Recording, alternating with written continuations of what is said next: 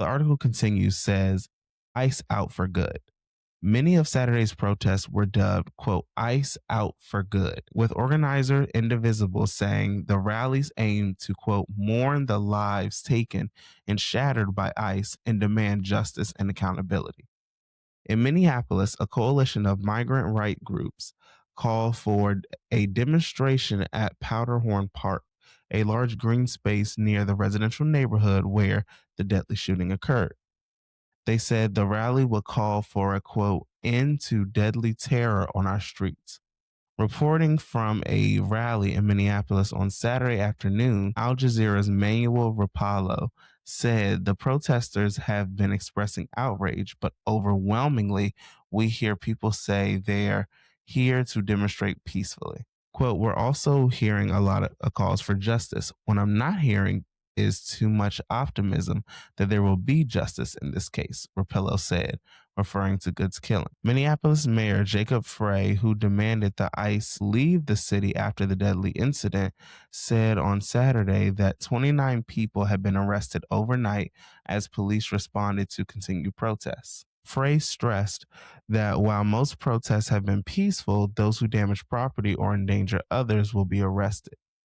Minneapolis Police Chief Brian O'Hara said one officer was injured during the protest response.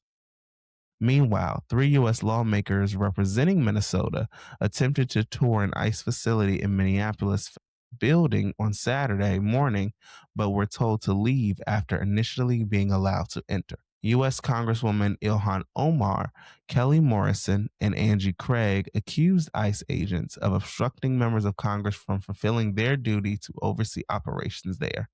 Quote, they do not care that they are violating federal law, Craig said after being turned away. So, you guys, as we wrap up the first article there, you all can already hear and see that there are major disagreements between what local government is saying and what federal government is saying. What the federal government is saying is that this was correct and proper. What the ICE agent did, while as local authorities, the mayor, and people who actually watched the video are saying the complete opposite. They're saying that this was a murder and that this was not justified at all. And then I do love that this is being paired with calls to get ICE out of communities for good. I do think that there needs to be some conversation of what that means and what that looks like. Is that all the way abolishing ICE? Is that heavily regulating them? And I want to also touch on people saying that there is no accountability.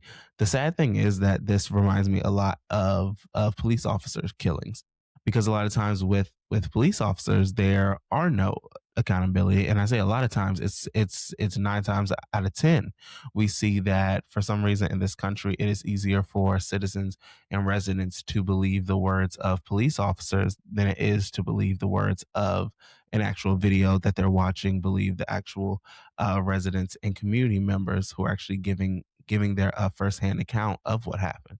So while I am not optimistic that something will actually happen, I am always pessimistically hopeful that we actually receive justice. And the problem is also is that when you have these moments where people do receive justice, where you can kind of say the in the George Floyd Derek Chauvin trial that there was justice. The problem is that these are not systematic changes, that are often one off moments of justice rather than actually being a systematic change of the system as a whole, so that we see the behavior being stopped rather than just that one person being dealt with.